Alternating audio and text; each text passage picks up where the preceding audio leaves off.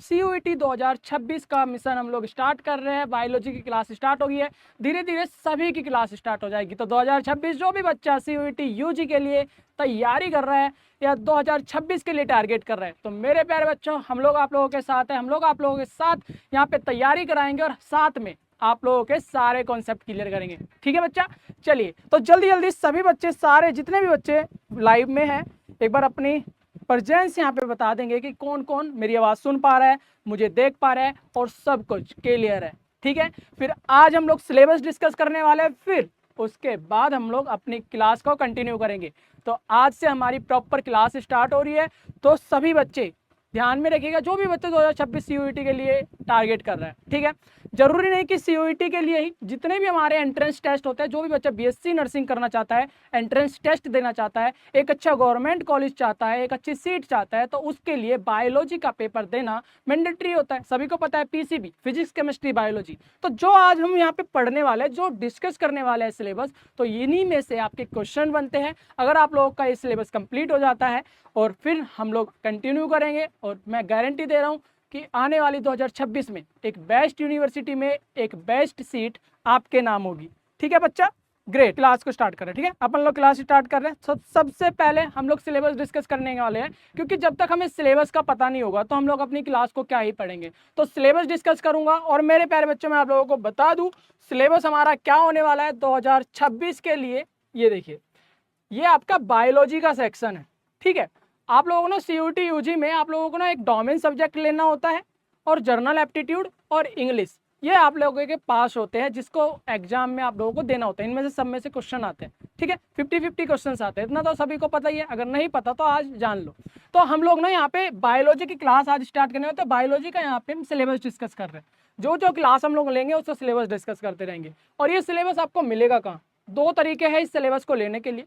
सबसे पहला मेरे प्यारे बच्चों, आप CUET NTA की ऑफिशियल वेबसाइट पर जाओगे तो आप लोगों को सिलेबस वहाँ से डाउनलोड करने को मिल जाएगा, चाहे वो लैंग्वेज का हो, चाहे वो डोमेन सब्जेक्ट हो। डोमेन सब्जेक्ट का मतलब होता है मेन सब्जेक्ट। मेन सब्जेक्ट वो जो आप लोगों ने 12th क्लास में पढ़े हैं, PCB, फिजिक्स केमिस्ट्री बायोलॉजी। ठीक है, अगर आप लोग BSc नर्सिंग के लिए टारगेट कर रहे हो तो उसके लिए डोमेन सब्जेक्ट आपके PCB होगा। अगर आप लोग दूसरे कोर्स के लिए टारगेट कर रहे हो तो उसके लिए डोमेन सब्जेक्ट उनके अकॉर्डिंग होगा। ठीक है, तो हम लोग BSc नर्सिंग की बात कर रहे हैं, तो BSc नर्सिंग में हमारा PCB डोमेन सब्जेक्ट होता है फिजिक्स केमिस्ट्री बायोलॉजी। ठीक है, तो उनमें से क्वेश्चंस आते हैं आपके 50 क्वेश्चंस। तो हम लोग यहाँ पे बायोलॉजी सेक्शंस डिस्कस करने वाले हैं, फिर फिजिक्स करेंगे, फिर केमिस्ट्री करेंगे, और फिर आता है हमारा जर्नल एप्टीट्यूड। जर्नल एप्टीट्यूड यानी कि हमारे करंट अफेयर, रीजनिंग और हमारा जर्नल नॉलेज से क्वेश्चन आते हैं।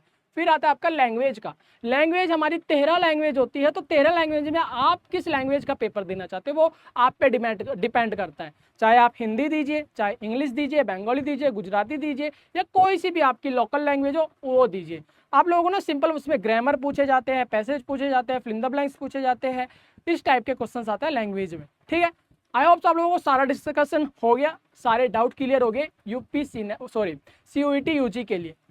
ठीक है, चलिए अब हम बात कर लेते हैं कि सर सिलेबस क्या होने वाला है। सिलेबस हमारे पास देखिए, पहली यूनिट, टोटल 5 यूनिट होगा। 5 यूनिट में पहला यूनिट जिसके अंदर हम लोग रिप्रोडक्शंस के बारे में पढ़ेंगे। रिप्रोडक्शंस के अंदर जैसे कि हमारा सेक्सुअल रिप्रोडक्शन इन फ्लावरिंग, यानी कि जो हमारे प्लांट्स होते हैं उनके अंदर कैसे सेक्सुअल रिप्रोडक्शन होता है, वो किस तरीके से अपनी प्रजाति को आगे बढ़ाते हैं, अपना जेनेटिक किस तरीके से ट्रांसफर करते हैं। ठीक है, ये सारी चीजें। सेकंड यूनिट में हम लोग पढ़ेंगे बच्चा जेनेटिक एंड इवैल्यूएशंस के बारे में, जिसमें हमारे ये कुछ टॉपिक्स हैं, इन टॉपिक्स को क्लियर करेंगे। जैसे कि आज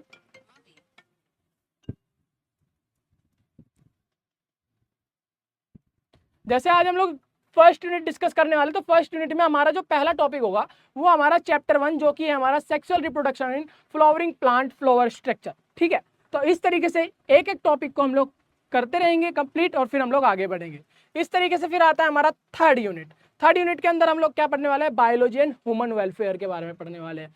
फिर हम लोगों के पास आता है मेरे प्यारे बच्चों यहाँ पे बायोटेक्नोलॉजी, फिर आता है इकोलॉजी इन्वायरमेंट। ठीक है, तो ये 5 यूनिट का हमारा सिलेबस होता है। पांचों यूनिट हम लोग अपनी डेली कंटिन्यू क्लास करेंगे और यहाँ पे अपना बायोलॉजी सेक्शन कंप्लीट कर लेंगे। इसी तरीके से आपकी सारी क्लासेस होने वाली है, और ये सिलेबस आपको मिलेगा कहाँ वो मैंने आपको बता दिया। दूसरा तरीका मैं आप लोगों को बता दे रहा हूँ। दूसरा तरीका है, इंस्टाग्राम पर जाइए, BSP साइंस को फॉलो कीजिए और हमें डायरेक्ट DM कीजिए। मैं आप लोगों को ना एक व्हाट्सअप चैनल का लिंक दूंगा, वहाँ पे आप लोग ज्वाइन हो जाइएगा। तो उस चैनल पर मैं आपको सारे इंपॉर्टेंट नोट्स और सारे इंपॉर्टेंट ये सिलेबस आप लोगों को वहाँ पे सेंड करूँगा। समझ में आ रहा है ना? आप लोगों को सिंपल है, बीएसपी साइंस इंस्टाग्राम पर मुझे डायरेक्ट डीएम कीजिए, मैं आपको लिंक सेंड करूंगा। आप बीएसपी साइंस के व्हाट्सअप चैनल से जुड़ जाओगे और व्हाट्सअप चैनल से जुड़ने के बाद मैं आपको सारे इंपॉर्टेंट चीज़ें देता रहूँगा। ठीक है बच्चा, चलिए इतनी तो आप लोगों को समझ में आ गई। चलिए अपनी क्लास को आप लोग कंटिन्यू करते हैं। सिलेबस कंप्लीट हो गया, सिलेबस आपको समझ में आ गया। और ज़रूरी नहीं ये सीयूईटी यूजी का सिलेबस है तो ये सिर्फ सीयूईटी यूजी के लिए इंपॉर्टेंट है। आप कोई भी एंट्रेंस टेस्ट की प्रिपरेशन कर रहे हो, क्वेश्चन यहीं से आते हैं, टॉपिक यही रहता है, इकोलॉजी, इन्वायरमेंट, बायोटेक्नोलॉजी, बायोलॉजी, ठीक है, टॉपिक्स यही रहते हैं, genetic evaluation and reproduction, topic यही रहते हैं और इसी से ही आपके क्वेश्चंस आते हैं, इसी से ही आपके क्वेश्चन बनते हैं। समझ में आ रहा है ना? चलिए अभी हम लोग सिलेबस पे डिस्कशन किया, अब हम लोग अपने नोट्स पे और जो भी हमारा टॉपिक्स है और कॉन्सेप्ट है उन पर डिस्कशन करेंगे, उनको क्लियर करेंगे। रेडी हो? ग्रेट। आई होप सो आप लोगों को सब कुछ बहुत आसान लैंग्वेज में समझ में आ रहा है ना? और किसी भी बच्चे ने अभी भी कमेंट नहीं किया तो प्लीज़ कमेंट कर अपनी प्रेजेंस बताइए कि हाँ सर मैं क्लास को अटेंड कर रहा हूँ। ओके ठीक है, चलिए अपनी क्लास को स्टार्ट करते हैं, फिर बच्चा धीरे धीरे आता रहेगा। जो भी डाउट रहेगा आप लोग ना डायरेक्ट मुझसे बात भी कर सकते हो। डायरेक्ट बात करने के लिए आप लोग या तो कमेंट कीजिए या फिर आप लोग बीएसपी साइंस इंस्टाग्राम पर डायरेक्ट डीएम कीजिए। ठीक है, तो आज के हम लोग अपनी क्लास को स्टार्ट करते हैं। सिलेबस हमारा बहुत अच्छी तरीके से हम लोगों ने समझ लिया है। 5 यूनिट पढ़नी है। पहला यूनिट आज हमारा रिप्रोडक्शन है। रिप्रोडक्शन में पहला टॉपिक आज हम लोग पढ़ने वाले हैं। ठीक है, तो चलिए क्लास को स्टार्ट करते हैं। तो बच्चा ये सारी चीज़ें हम लोग जान चुके हैं, सिलेबस वगैरह के बारे में हम लोगों ने बता दिया आप लोगों को। तो पहला टॉपिक जो है हमारा रिप्रोडक्शन इन ऑर्गेनिज्म। ऑर्गेनिज्म यानी कि हमारा जीव, जीव में प्रजनन कैसे होता है। रिप्रोडक्शन सभी ने पता है, पढ़ते हुए आ रहे हो, तो हम लोग बहुत आसान लैंग्वेज में बहुत ही अच्छी तरीके से, ताकि आप लोगों के कॉन्सेप्ट क्लियर हो जाए, किसी को कोई डाउट न रहे। अगर आप लोगों ने 12th क्लास में थोड़ा सा ढिलाई भी कर दी ना पढ़ाई में, आज इस क्लास को लेने के बाद आप बायोलॉजी में एक्सपर्ट हो जाओगे। ठीक है, इन क्लासेस को आप लोग डेली करोगे, डेली लोगे तो आप लोगों के लिए बहुत ही ज़्यादा बेनिफिशियल होने वाला है। ठीक है, चलो तो इतनी बात आप लोगों को सभी को पता है कि रिप्रोडक्शन क्या होता है, यानी कि प्रजनन। ठीक है, प्रजनन का मतलब होता है अपनी ही जैसी संतान को उत्पत्ति करना, जन्म देना, है ना? तो इसकी जो प्रोसेस है वो प्रोसेस के बारे में हम आपको बता रहे हैं। ठीक है, तो इंट्रोडक्शंस में आप सभी ने पता है रिप्रोडक्शंस आखिर होता क्या है। रिप्रोडक्शंस यानी कि एक ऐसी बायोलॉजिकल प्रोसेस है, एक ऐसी बायोलॉजिकल प्रोसेस है जिसके अंदर हम लोग जो हमारे ऑर्गेनिज्म होते हैं, जहाँ पे भी हमारी रिप्रोडक्शन होती है, वो अपनी ही जैसी संतान को जन्म देता है। ठीक है, सिंपल सी डेफिनेशन है, कॉन्सेप्ट सारा क्लियर। ओके, यानी कि प्रजनन एक ऐसी जैविक प्रक्रिया है जिसमें जीव अपनी ही तरह संतानों को उत्पन्न करता है, जन्म देता है, उत्पत्ति करता है उसकी। ठीक है, वो ह्यूमंस में भी होता है, प्लांट्स में भी होता है। ठीक है, हर जगह जितने भी हमारे प्रोकार्योटिक यूकार्योटिक सेल्स है उसके अंदर हमारी ये रिप्रोडक्शन प्रोसेस होती ही है। चलो इतनी बात भी हम लोगों को समझ में आ गया। It ensure continuity of species, यह प्रजातियों की निरंतरता बनाए रखता है। ठीक है, नियंत्रण बताए कंटिन्यूअसली बनाए रखता है, यानी कि उसकी जैसी ही संतान वहां पे जन्म लेती है और ये हमारा जेनेटिक टू जेनेटिक चलता रहता है। ठीक है, यानी कि उसके ही जैसी एक और संतान, यानी कि उसके जैसे एक स्पीसीज हमारा नेक्स्ट जनरेशन पे भी हमें मिल जाता है। ओके, चाहे वो ह्यूमंस की बात हो रही हो, चाहे वो प्लांट्स की बात हो रही हो। एग्जांपल समझिए, आपके पास कोई एक ऐसा मेडिसिनल प्लांट है और मेडिसिनल प्लांट में अगर आप लोग रिप्रोडक्शन प्रोसेस नहीं कराओगे, ये बायोलॉजी प्रोसेस नहीं कराओगे, क्या आप लोगों को वो मेडिसिनल प्लांट फिर से मिलेगा? नेक्स्ट जनरेशन में मिलेगा, आप लोग तो यूज कर लोगे। आपकी जो नेक्स्ट जनरेशन है क्या वो मेडिसिनल प्लांट का यूज कर पाएगी अगर आप लोग रिप्रोडक्शन प्रोसेस नहीं कराओगे, है ना? तो जिस तरीके से रिप्रोडक्शन प्रोसेस एक जैसे कि पेरेंट सेल्स होती है और फिर हमारी डॉटर सेल्स होती है। डॉटर सेल्स का मतलब जो हम लोगों ने उसके जैसी एक और उत्पत्ति कराई, जन्म दिया। ठीक है, तो वो हमारे लिए बहुत ही ज्यादा जरूरी होता है। रिप्रोडक्शन आप लोगों को क्लियर हो गया? ठीक है, ग्रेट। अब बात करते हैं टाइप ऑफ रिप्रोडक्शन। आखिर जो ये रिप्रोडक्शन है, प्रजनन की प्रोसेस है, ये बायोलॉजी प्रोसेस है, आखिर होते कितने टाइप्स की है, कितने तरीकों से रिप्रोडक्शन होता है, कितने तरीकों से यह प्रजनन प्रक्रिया होती है। ठीक है, अपनी ही जैसी संतान को उत्पन्न करने का जो ये मेथड है, ये कितने टाइप का होता है? यूजुअली ये 2 टाइप्स का होता है, एसेक्सुअल और सेक्सुअल। एसेक्सुअल का मतलब क्या होता है बच्चा, सभी को पता है। ठीक है, छोटी क्लास से ही पढ़ते आ रहे हो, स्कूल टाइम से ही पढ़ते आ रहे हो। ग्रेट। तो बच्चों ये सेक्सुअल रिप्रोडक्शन का मतलब होता है अलैंगिक प्रजनन, यानी कि अपनी ही जैसी संतान को उत्पन्न करने के लिए इसमें 2 सेल की जरूरत नहीं होती, 2 पेरेंट सेल की जरूरत नहीं होती, इसमें एक सिंगल सेल्स की ही जरूरत होती है, एक सिंगल ही पेरेंट सेल की जरूरत होती है अपने ही जैसी संतान को उत्पन्न करने के लिए। समझ में आ रहा है ना? ये बड़ी सिंपल सी लैंग्वेज है। एसेक्सुअल रिप्रोडक्शन क्या होती है, इसके अंदर दो पेरेंट सेल की जरूरत नहीं होती, जैसे कि सेक्सुअल रिप्रोडक्शन होता है, लैंगिक जिसको कहा जाता है। लैंगिक में ना दो, लैंगिक सेक्सुअल रिप्रोडक्शन किन में होता है, सेक्सुअल रिप्रोडक्शन मेरे प्यारे बच्चा, सेक्सुअल रिप्रोडक्शन हमारे यूकैरियोटिक सेल्स में होता है, लाइक सॉरी, जैसे कि हम लोग हो गए, ह्यूमंस हो गए, प्लांट्स हो गए, ठीक है, एनिमल्स हो गए, इनके अंदर सेक्सुअल रिप्रोडक्शन होता है। और एसेक्सुअल रिप्रोडक्शन हमारा क्या हो रहा है, एसेक्सुअल रिप्रोडक्शन में ना यहाँ पे हमें दो चीजों की जरूरत नहीं पड़ती, दो सेल की जरूरत नहीं पड़ती, दो पेरेंट सेल की जरूरत नहीं पड़ती, एक सिंगल पेरेंट सेल, सिर्फ सिंगल बॉडी ही सक्षम होती है अपनी ही जैसी दूसरी बॉडी को, अपनी ही जैसी दूसरी संतान को जन्म देना। ठीक है, इतनी बात समझ में आ रही है, बहुत बढ़िया।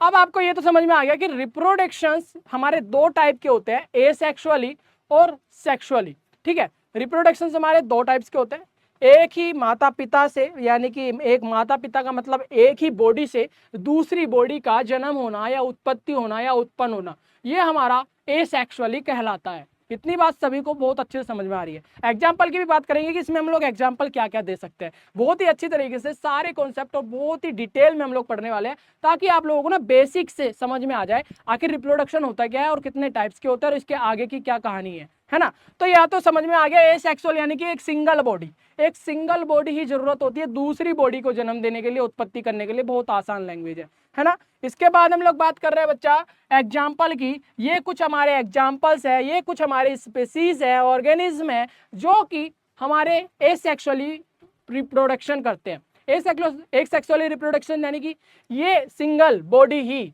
हमारा सक्षम होती है दूसरे बॉडी को जन्म देने के लिए, दूसरी संतान को, अपनी ही जैसी संतान को जन्म देने के लिए, अपने ही जैसी क्लोनिंग करने के लिए, है ना।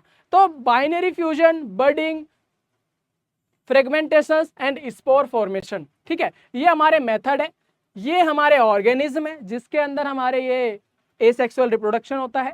समझ में आ रहा है ना, यानी कि ये अमोबिया और पैरामीशियम ये हमारे क्या करते हैं, एक ही जीव है, एक ही ऑर्गेनिज्म है, और ये एक ही ऑर्गेनिज्म में पेरेंट्स वाले गुण होते हैं, यानी कि माता पिता वाले गुण होते हैं, और एक सिंगल बॉडी ही अपनी ही जैसी संतान को जन्म दे देते हैं, अपनी ही जैसी क्लोनिंग कर पाते हैं। ठीक है ना, गुड। बडिंग क्या होता है, बडिंग यानी कि हाइड्रा और ईस्ट। हाइड्रा और ईस्ट हमारा क्या होता है, हाइड्रा और ईस्ट भी हमारा एक ऐसा ऑर्गेनिज्म होता है, एक सिंगल बॉडी ही हमारी दूसरे जन्म देने के लिए, दूसरी अपनी जैसी ही संतान को जन्म देने के लिए सक्षम होता है, एक सिंगल बॉडी। ठीक है, तो ये एग्जांपल ध्यान में रख लेगा, और ये नोट्स भी आप लोगों को मैं प्रोवाइड कर दूंगा। सिंगल तरीका मैंने आपको बता ही दिया है। करना क्या है, आप लोगों को सिंपल इंस्टाग्राम पर मुझे डीएम करना है, वहाँ पे मैं आपको व्हाट्सअप चैनल का लिंक दूंगा, वहाँ पे ज्वाइन हो जाना है और ये सारे नोट्स आप लोगों के पास हो जाएंगे। ठीक है, और यहाँ पे आप लोग लाइव क्लास में आप लोगों के जो भी डाउट है आप लोग पूछ सकते हैं, और कोई भी बच्चा अभी तक कोई भी कमेंट नहीं किया है तो प्लीज़ आप लोग बताते रहिए आप लोगों को समझ में आ रहा है या नहीं आ रहा, और जो भी डाउट है तो आप लोग के क्लियर होते रहेंगे। ठीक है, ग्रेट। अब बच्चों फ्रेगमेंटेशन क्या होता है, फ्रेगमेंटेशन यानी कि एक ऐसा मेथड है खंडन होना। खंडन का मतलब होता है एक पार्ट से खंडन हो जाना, अलग हो जाना। ठीक है, अलग होने वाली प्रोसेस से ही दूसरी अपनी जैसी संतान को उत्पत्ति हो जाती है। जैसे कि यहाँ पे आप देख पा रहे हो, ये है हमारा स्पोगायरा। स्पोरागायरा हमारा कुछ इस तरीके की काई टाइप की होती है, आप लोगों ने पानी में जमी हुई देखी होगी, पानी के ऊपर, समुद्र के ऊपर आप लोगों ने हरी हरी परत देखी होगी। ठीक है, स्पोगायरा, और ये अपने आप में ना खंडन हो जाता है, अपने आप में डिवाइड हो जाता है, और इसी प्रोसेस को हम लोग कहते हैं मेरे प्यारे बच्चों फ्रेगमेंटेशन। और ये फ्रेगमेंटेशन यहाँ पे हमारा एसेक्सुअली रिप्रोडक्शन कर रहा है, यानी कि एक सिंगल स्पोगायरा क्या सक्षम है अपने जैसे दूसरे स्पोगायरा को जन्म देने के लिए। ठीक है, इतनी बात भी सिंपल है ना, बहुत बढ़िया। स्पोर फॉर्मेशन क्या होता है, स्पोर फॉर्मेशन का मतलब होता है बीजाणु बनाना, और ये हमारा क्या है, रिजोपस, यानी कि रोटी पर जो फफूंद बन जाती है, और वो ही हमारा छोटे छोटे बीजाणु यानी कि स्पोर में छोटे छोटे टुकड़ों में हवा के माध्यम से क्लोनिंग करने, अपने जैसे दूसरे उत्पन्न करने में हेल्प करते हैं, अपने आप को रिप्रोडक्शन करने में हेल्प करते हैं, एक सिंगल बॉडी। तो बहुत अच्छी तरीके से समझ में आ गया एसेक्सुअली क्या होता है। एसेक्सुअली यानी कि एक सिंगल बॉडी जो कि सक्षम होती है अपने जैसे क्लोनिंग करने में, अपनी जैसी संतान को उत्पन्न करने में, है ना, बहुत बढ़िया। अब बात करें बच्चा यहाँ पे एडवांटेज, हमारा बहुत ही जल्दी फास्ट रिप्रोडक्शन करता है, और हमारा लिमिटेशन ये है कि नो जेनेटिक वेरिएशन, यानी कि इसके अंदर कोई भी जेनेटिक वेरिएशन नहीं आता, इसके अंदर जेनेटिकली कोई भी बदलाव नहीं आता। समझ में आ रहा है ना। जैसा पेरेंट्स है वैसे ही हमारे डॉटर सेल्स होगी, वैसे ही हमारी संतान होगी, ठीक है। जैसी पेरेंट सेल, जैसे कि स्पोगायरा का मैंने एग्जांपल दिया, हाइड्रा का मैंने एग्जांपल दिया, जैसा हाइड्रा पेरेंट होगा वैसे ही हमारे संतान होगी, उसके अंदर कोई भी जेनेटिक वेरिएशन नहीं होगा। आप लोगों ने देखा होगा हमारे पापा, जो हम लोग ह्यूमंस की बात करें, इसके अंदर ना सेक्सुअली रिप्रोडक्शन होता है, यानी कि सिंगल बॉडी सक्षम नहीं होती। इसके अंदर दो अलग अलग पेरेंट सेल की जरूरत होती है रिप्रोडक्शन करने में, प्रजनन करने में, अपनी ही जैसी संतान को उत्पन्न करने में। फिर भी उसके अंदर जेनेटिकली वेरिएशन आ जाता है। क्या आप लोग अपने पापा की तरह है क्या? नहीं, बिल्कुल भी नहीं हो। थोड़े थोड़े गुण मिलते हैं, लेकिन जेनेटिकली वेरिएशन है कि नहीं है? बिल्कुल हो सकता है ना। आप लोगों के दादा के गुण आप में आ सकते हैं, जरूरी नहीं है कि पेरेंट के ही आए, आपके गार्जियंस के भी आ सकते हैं। तो ये जेनेटिकली वेरिएशंस हमारे जो सेक्सुअली रिप्रोडक्शन है उनके अंदर होता है, क्योंकि इसके अंदर दो अलग अलग पेरेंट सेल का इसमें हम लोग रिप्रोडक्शन कराते हैं, प्रजनन कराते हैं, देन हमारी जो संतान उत्पत्ति की प्रोसेस है वो कंप्लीट हो पाती है। लेकिन एसेक्सुअली में ऐसा नहीं है। आई होप सो आप लोगों को सेक्सुअली और एसेक्सुअली में अंतर पता चल गया होगा, और वो बहुत आसान लैंग्वेज में क्लियर भी हो गया होगा, है ना। Involve two parent formation, fusion और मेल एंड फीमेल गैमेट्स, ठीक है। इतनी बात भी आप लोगों को समझ में आ रही है? बहुत बढ़िया। अब हम बात कर लेते हैं मेरे प्यारे बच्चों यहाँ पे की स्टेज की। की स्टेज का मतलब होता है जो मुख्य चरण होते हैं। मुख्य चरण का मतलब समझ में आ रहा है? जो रिप्रोडक्शन की प्रोसेस है उनके मेन जो चरण होते हैं, मेन जो फेज होते हैं। पहला फेज क्या होता है, सेकंड फेज क्या होता है, थर्ड फेज क्या होता है, एम्ब्रियो बनने तक, हमारे बेबी बनने तक, जो भी एक एक करके स्टेप्स है ना, उनको कहते हैं हमारे की स्टेज, यानी कि मुख्य चरण। चलिए, सेक्सुअल रिप्रोडक्शन, लैंगिक प्रजनन जिनको कहा जाता है, उसके मुख्य चरणों पर थोड़ी सी आसान भाषा में मैं आप लोगों को बता देता हूं। पहला होता है pre fertilization event. Pre fertilization event क्या होता है मेरे प्यारे बच्चों? प्री फर्टिलाइजेशन इवेंट होता है युग्मों का निर्माण, यानी कि मेल गैमेट्स और फीमेल गैमेट्स आपस में जब बनते हैं। मेल गैमेट्स और फीमेल गैमेट्स समझ में आ रहा है ना, यानी कि मेल स्पर्म और जो हमारे फीमेल, ठीक है, ओवम है, ये दोनों आपस में जब मिलते हैं, युग्म होते हैं, बनते हैं, उसको ही हमारा प्री फर्टिलाइजेशन इवेंट कहता है। ये याद रखिएगा, जो हमारी रिप्रोडक्शन की प्रोसेस है ना, वो कितने स्टेजेस में चल रही है, एक एक करके आप लोग यहाँ पे देखिए। पहला स्टेज होता है हमारा प्री फर्टिलाइजेशन इवेंट, जब हमारा मेल गैमेट और फीमेल गैमेट आपस में युग्म होते हैं, ठीक है ना, बनते हैं। चलो, मनुष्य में टेस्टाइल स्पर्म बनते हैं और ओवरी में एग बनते हैं।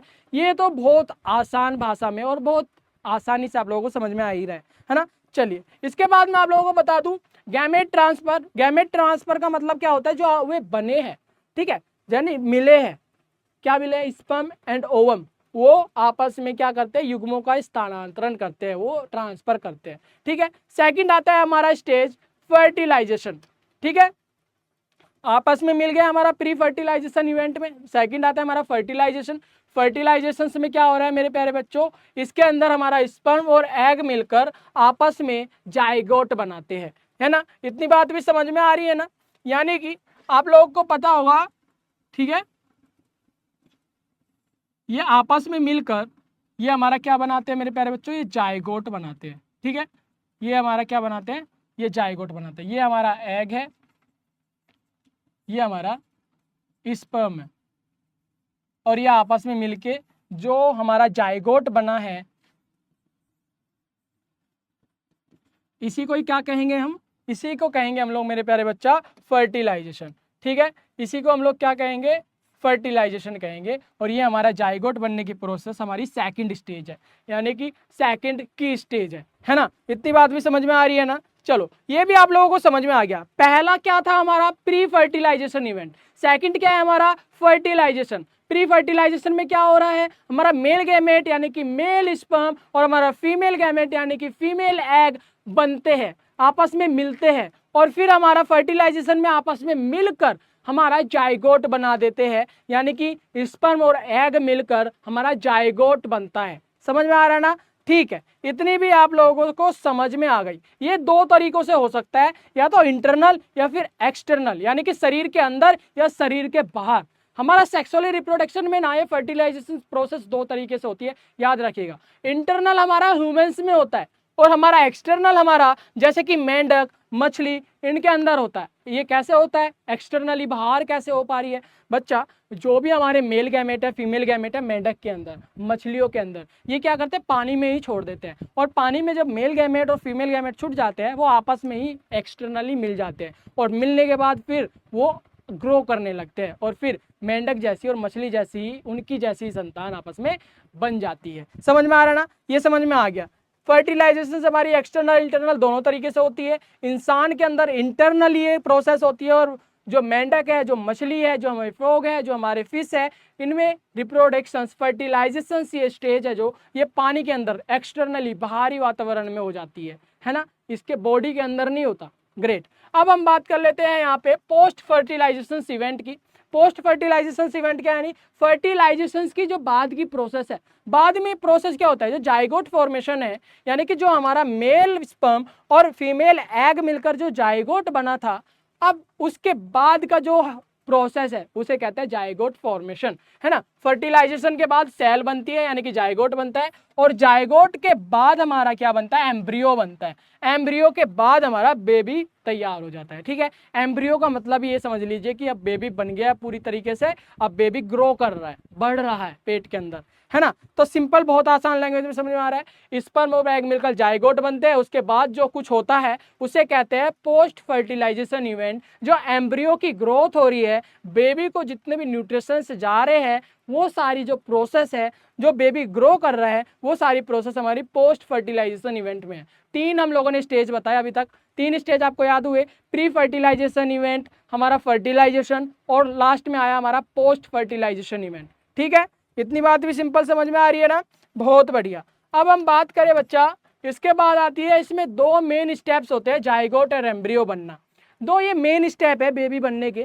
पहला स्टेप तो हमारा एग मिलकर बन गया जाइगो, वो ठीक है, युग्म बने, दोनों में आपस में मिले, जाइगोट बन गया। अब जाइगोट बनना, और जाइगोट बनने के बाद के बनता है हमारा एम्ब्रियो, ठीक है। एम्ब्रियो के बाद हमारी बेबी ग्रो होने लगता है। तो ये 2 मेन प्रोसेस है। जब स्पर्म और एग मिलते हैं तो एक जाइगोट बनता है, ये हमेशा ध्यान रखिएगा। और ये सेल होती है जो आगे बेबी बनाती है, ठीक है। और एम्ब्रियो बनना ना, जाइगोट कई बार डिवाइड होते हैं, धीरे धीरे वो एम्ब्रियो भ्रूण में बदलता है, भ्रूण में बदलने के बाद फिर वो भ्रूण ग्रो होता है और वो हमारा बेबी बन जाता है। एम्ब्रियो के अंदर अलग अलग पार्ट्स बनते हैं, जैसे कि आँख, दिल, दिमाग, और उसके बाद फिर हमारा बेबी पूरी तरीके से रेडी हो जाता है और वो ग्रो करने लगता है। ठीक है, इतनी बात सिंपल में समझ में आ रही है। अब देखिए हम लोगों ने अभी तक क्या क्या देखा। सबसे पहले हम लोगों ने यहाँ पे पढ़ा प्री फर्टिलाइजेशन, ठीक है।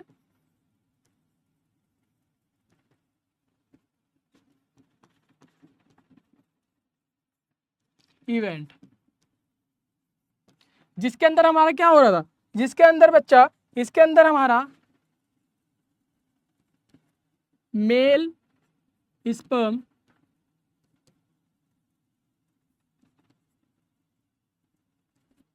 फीमेल एग बन रहे थे, ठीक है। हमारा जो फर्स्ट है प्री फर्टिलाइजेशन इवेंट में, यहाँ पे हमारा ना मेल स्पर्म और फीमेल एग बन रहे थे। सेकंड में हमारा आया मेरे बच्चों फर्टिलाइजेशन।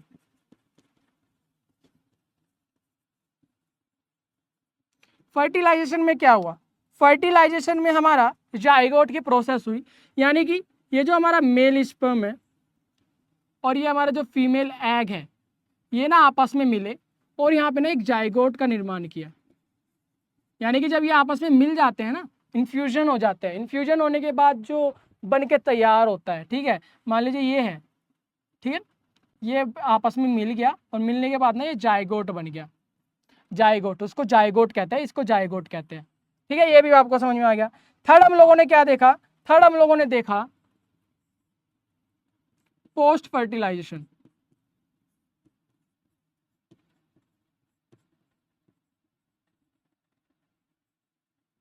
इवेंट,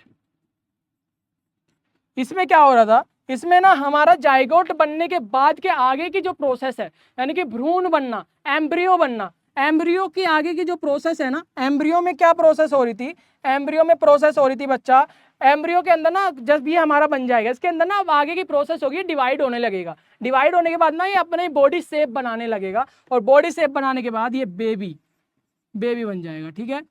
इसके अंदर आईज, हार्ट, बॉडी के जितने भी ऑर्गन्स है, बॉडी के जितने पार्ट्स है, बॉडी का जो शेप है वो आने लगता है। ठीक है, तो ये कहलाता है हमारा मेरे प्यारे बच्चों पोस्ट फर्टिलाइजेशन इवेंट। इसके अंदर ना एम्ब्रियो बन रहा है, एम्ब्रियो बोलते हैं। चलो समझ में आ रहा है ना। एम्ब्रियो का मतलब होता है भ्रूण, अब भ्रूण का मतलब होता है पूरी तरीके से बेबी बीज बन चुका है, अब वो ग्रो कर रहा है। ग्रो करेगा यानी कि उसकी आइज बनेगी, उसके नोज बनेंगे, उसके ईयर्स बनेंगे, माउथ बनेगा, हार्ट बनेगा, बॉडी के जितने भी ऑर्गन है ऑर्गन बनेंगे, और 9th मंथ में वो बेबी पूरा तैयार होकर वो डिलीवरी के लिए रेडी हो जाता है ना। ग्रेट, इतनी बात आपको सिंपल समझ में आई? किसी भी बच्चे का कोई भी डाउट है अभी तक कोई भी डाउट है तो प्लीज कमेंट कर सकता है, पूछ सकता है, फिर हम लोग अपना आगे बढ़ रहे हैं, है ना। चलो अब आता है लाइफ स्पैन यानी कि जीवन काल। ये बहुत ज्यादा जरूरी है, आप लोगों को पता होना चाहिए। जैसे कि आप लोगों को पता है 100 ईयर, अभी तो नॉर्मल 70-80 ईयर्स हो गई है, वैसे अगर स्टैंडर्ड की बात करूँ तो 100 ईयर एक ह्यूमंस की, एक इंसान की जो जीवन काल है, लाइफ स्पैन है, वो लाइफ स्पैन है, ठीक है, वो होती है। अब यहाँ पे ना अलग अलग प्रकार के हमारे ऑर्गेनिज्म होते हैं, अलग अलग प्रकार के यहाँ पे उनका जीवन काल होता है। जैसे कि हमारा एलिफेंट्स एनिमल्स है, उनका कितना होता है 60 से 70 साल का उनका जीवन काल होता है, यानी कि उनकी जो पूरी जीवन की आयु होती है, पूरा जीवन काल होता है, जब से वो जन्म लेते हैं जब से तक वो मरते हैं, तो उनके बीच की जो टाइम पीरियड है उसको हम लोग लाइफ स्पैन कहते हैं। और वो लाइफ स्पैन हमारी कुछ इस प्रकार से है, ये हमारे ऑर्गेनिज्म है, जैसे मैंने बताया आप लोगों को, यहाँ पे बनाना ट्री है, टॉर्टोइज है, क्राउ है, माईफ्लाई है और एलिफेंट है। और इनकी जो जीवन काल है कुछ इस प्रकार से है, अप्रोक्स लाइफ स्पैन इनकी, जो हमारी मे फ्लाई है बच्चा, मे फ्लाई की 1 दिन की जीवन काल होता है। 1 दिन के अंदर वो जन्म भी ले लेते हैं, बड़े भी हो जाते हैं, उनका जो काम है वो भी कर लेते हैं, और वो बूढ़े होके मर भी जाते हैं सिर्फ 1 दिन में, है ना। उसी तरीके से हमारा क्राउ है, 15 साल का इनका जीवन काल होता है। टॉर्टॉइज का हमारा 100 से 150 साल का होता है, ठीक है, जो हमारे टॉर्टॉइज है। फिर हमारा बनाना ट्री होता है, 1 से 2 साल का इनका जीवन काल होता है। बनाना ट्री सिर्फ 1 से 2 साल ही चल पाते हैं, फिर वो खत्म हो जाते हैं, फिर वो ग्रो नहीं कर पाते। एलिफेंट्स हमारे 60 से 70 साल ही जी पाते हैं, इसके अलावा वो ज़्यादा नहीं जी पाते, इनका लाइफ स्पैन ही इतना ही है ना। चलो अब ये तो आप लोगों को समझ में आ ही गया होगा। अब हम बात कर लेते हैं, नेक्स्ट टॉपिक हमारा आता है रिप्रोडक्टिव फेज का। अब हमारा रिप्रोडक्टिव फेज, जैसे कि इसमें 3 रिप्रोडक्टिव फेज होते हैं, जो हमारा रिप्रोडक्शन प्रोसेस हम लोगों ने जाना, हम लोगों ने चरण जाने, प्री फर्टिलाइजेशन इवेंट जाना, फर्टिलाइजेशन इवेंट जाना, पोस्ट फर्टिलाइजेशन इवेंट जाना। उसी तरीके से हमारा यहाँ पे फेज है, जैसे कि जर्मलाइन फेज, इसके अंदर हमारा growth period before reproductive maturity, यानी कि प्रजनन क्षमता से पहले का विकास काल। प्रजनन क्षमता का मतलब होता है जब आप टीन एज में होते हो, टीन एज में से जब आप लोग बड़े होते हो, मैच्योर होने लगते हो, आपकी जो ये प्रजनन करने की जो प्रोसेस है, किशोर अवस्था इसको कहते हैं, टीन एज, ठीक है। यानी कि इस फेज में ना आप लोग प्रजनन करना, रिप्रोडक्शन की प्रोसेस करने के लिए सक्षम नहीं होते। सक्षम होने के लिए आपको एक अच्छी एज चाहिए होती है, आपको मैच्योर होना होता है, वही हमारा कहलाता है मेरे प्यारे बच्चों जुवेनाइल, यानी कि किशोर अवस्था। इसके बाद आता है रिप्रोडक्टिव फेज। रिप्रोडक्टिव फेज यानी कि पीरियड, वो टाइम काल जिसमें हम लोग ऑर्गेनिज्म कैपेबल फॉर रिप्रोडक्शन, आप लोग सक्षम हो जाते हो रिप्रोडक्शन प्रोसेस के लिए, आप लोग सक्षम हो जाते हो अपना प्रजनन प्रोसेस के लिए, ठीक है। इसके बाद हमारा सेंट फेज यानी कि वृद्धावस्था। इसके अंदर ना decline of reproductive biological activities, यानी कि कोई भी रिप्रोडक्शन प्रोसेस करने के लिए सक्षम नहीं रहते, ठीक है। वृद्धावस्था में जो आपका बूढ़ा काल आएगा, सेंट फेज आएगा, उसमें ना डिक्लाइन हो जाएगा, रिप्रोडक्शन प्रोसेस आप कर ही नहीं सकते, ठीक है। इतनी भी समझ में आ रही है ना। ग्रेट। अब आता है हमारा मेरे बच्चों जुवेनाइल फेज। इसमें मैंने आपको बता दिया बचपन वाला फेज होता है, किशोर अवस्था होती है, इसमें शरीर तैयार नहीं होता आपके रिप्रोडक्शन करने के लिए, कोई बच्चा इस समय बेबी नहीं बना सकता, है ना। चलो इतनी तो आप लोगों को समझ में आ रही है। जैसे 1 साल से 12 से 14 साल तक का समय ऐसा होता है, चाहे वो लड़का हो या लड़की हो, मेल हो या फीमेल हो, उनके अंदर वो सक्षमता नहीं होती कि वो बेबी कर पाए या रिप्रोडक्शन प्रोसेस को आगे बढ़ा पाए, इस प्रोसेस में शामिल हो पाए, है ना। इसके बाद हम लोग बात करें बच्चा रिप्रोडक्टिव फेज की, यानी कि इस फेज में आपका शरीर पूरी तरीके से तैयार हो जाता है रिप्रोडक्शन करने के लिए, यानी कि वो एडल्ट एज होती है, ये हमारी मैच्योर एज होती है, जहाँ पे आप लोग इस रिप्रोडक्शन प्रोसेस को करने के लिए सक्षम हो जाते हो, ठीक है। जैसे कि 12 से 45 साल की एज लड़कियों की होती है कि वो रिप्रोडक्शन के लिए तैयार है, और लड़के के अंदर 14 से 60 साल की उम्र होती है जब ये रिप्रोडक्शन प्रोसेस में वो भाग ले सकते हैं और इस प्रोसेस को कंप्लीट कर सकते हैं। वृद्ध अवस्था यानी कि शरीर जब बूढ़ा हो जाता है तो उनकी क्षमता नहीं रहती, और बूढ़ा शरीर में ये वाली प्रोसेस करने के लिए क्षमता नहीं है और वो डिक्लाइन हो जाते हैं। ठीक है, ग्रेट। अब बात करो बच्चों, ये कुछ अलग अलग जानवर है जिनके बारे में पता होना चाहिए कि जो लाइन कौन सी है, फिर हमारा रिप्रोडक्टिव फेज कौन सा है और सेंसेंट फेज क्या होता है। यानी कि जो कुत्ता होता है ना, हमारा कुत्ता, वो हमारा 0 से 1 साल का जब वो पपी रहता है, छोटा सा बच्चा रहता है, तो वो जूलाइन फेज में रहता है। उसके बाद जब वो रिप्रोडक्टिव फेज में आता है तो उसकी जो एज होती है 1 साल के बाद, चाहे वो 2 साल का हो, 3 साल का हो, 10 साल तक का, और जब वो बूढ़ा हो जाता है यानी कि सेंसेंट वाली जो एज है उसकी फेज है वो 10 साल प्लस होगा, है ना। बच्चा समझ में आ रहा है? कोई भी बच्चा अभी तक कमेंट नहीं किया है? ठीक है। इसके बाद बच्चों सीजनल एंड कंटिन्यूअस ब्रीडर, यह क्या होता है? सीजनल ब्रीडर का मतलब होता है मौसमी प्रजनन। ये होता है बच्चों, कोई कोई ना प्रजनन की जो प्रोसेस होती है ना वो सीजनल भी होती है और अनसीजनल भी होती है। अब सीजनल और अनसीजनल में क्या क्यों कह रहा हूँ?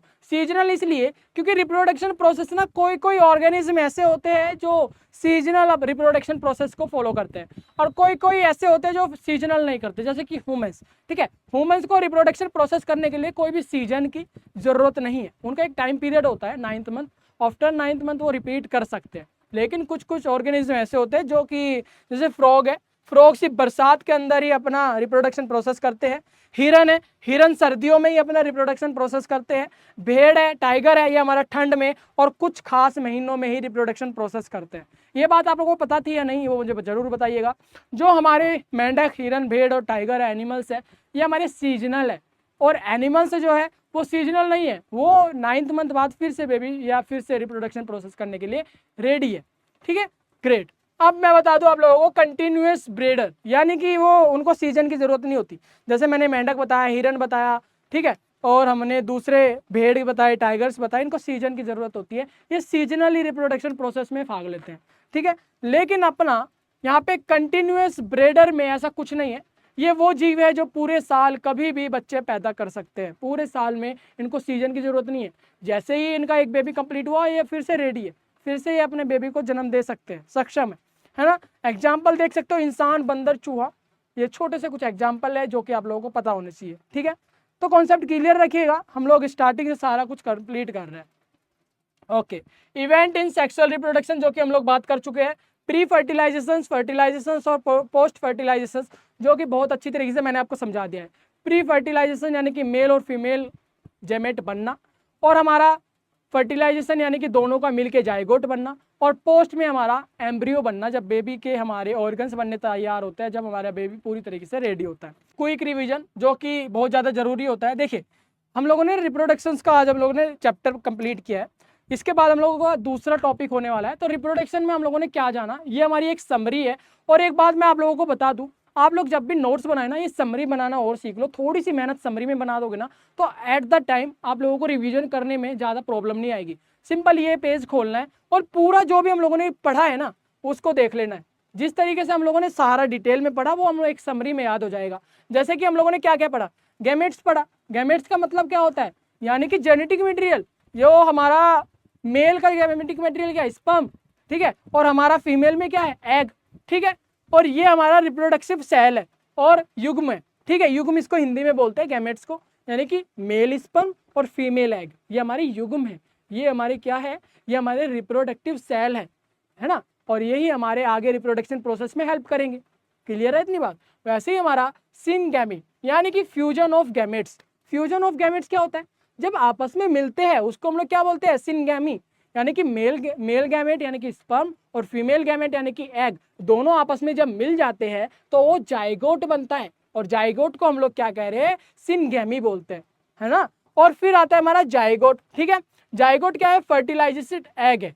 ओके, और क्लोन क्या है, क्लोन का मतलब होता है जैसे ही हमारा जाइगोट से एम्ब्रियो बनता है, और एम्ब्रियो जब बेबी बन जाता है तो बेबी बना कहाँ से, मेल और फीमेल से। ठीक है, यानी कि उसके क्लोनिंग, क्लियर है। पेरेंट सेल की क्लोनिंग को ही हम लोग क्या कहते हैं, जो पेरेंट सेल से जो हमारी डॉटर सेल बनी है, जो हमारा बेबी संतान हुआ है, उसको हम लोग क्लोन कह रहे हैं, यानी कि उनके जैसा एक और हमारा उत्पत्ति हुआ, उनके जैसा प्रोडक्ट हमें एक और प्रोडक्ट मिला, चाहे वो हमारे प्लांट्स की बात हो रही हो, चाहे वो हमारे एनिमल्स की बात हो रही हो, ऑर्गेनिज्म की बात हो रही हो, या स्पीसीज की बात हो रही हो।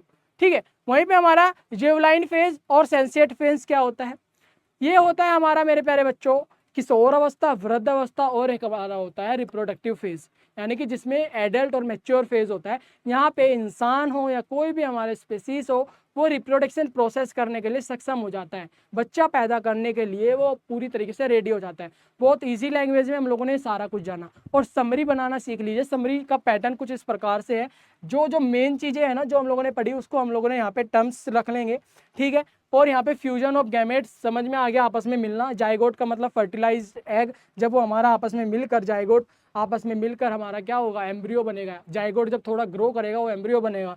क्लोन का मतलब होता है मेरे बच्चों आइडेंटिकल ऑफस्प्रिंग, यानी कि पेरेंट सेल की कॉपी। और हमारा ज्वेलाइन, रिप्रोडक्टिव फेज और सेंसेंट, ये हमारा क्या होता है, ये भी हम लोगों ने जाना। आई होप सो ये लेसन आप लोगों को समझ में आ गया, और आज से हम लोग कंटिन्यू करेंगे। आज हमारी फर्स्ट क्लास थी जिसमें हम लोगों ने रिप्रोडक्शंस पढ़ा। कोई भी डाउट है आप मुझे डीएम कर सकते हैं इंस्टाग्राम पर बीएसपी साइंस, ठीक है, या फिर वीडियो के नीचे कमेंट कीजिए, हर एक बच्चे का रिप्लाई करता हूँ। इंस्टाग्राम पे हर एक बच्चे को डीएम करता हूँ, ठीक है, यानी डीएम का रिप्लाई करता हूँ। तो कोई भी ऐसी बात नहीं है कि आप लोग डीएम करोगे तो आपको वेट करना पड़ेगा, तुरंत आपको जवाब मिलेगा। कोई भी दिक्कत है तो आप लोग हमें बता सकते हैं, आपकी प्रॉब्लम बता सकते हैं, हम आपका कॉन्सेप्ट जरूर क्लियर करेंगे, आपके डाउट जरूर सॉल्व करेंगे। मैं मिलूंगा एक और प्यारी सी क्लास में, हर दिन क्लास होने वाली है, तो प्लीज़ चैनल को सब्सक्राइब जरूर कर लीजिएगा, ताकि आप लोगों को क्लास का नोटिफिकेशन जरूर आ जाए। पूरी क्लास, पूरी तैयारी सीयूटी यूजी की और एंट्रेंस टेस्ट की और बीएससी नर्सिंग की इसी चैनल पर आपका फ्री ऑफ कॉस्ट होने वाला है। तो मेरे प्यारे बच्चों जल्दी से जुड़ जाइए अपने फ्रेंड्स को, जो भी बीएससी नर्सिंग का ड्रीम देख रहा है, 2026 के लिए टारगेट कर रहा है। चलिए मिलता हूँ एक और प्यारी सी क्लास में, बाय बाय।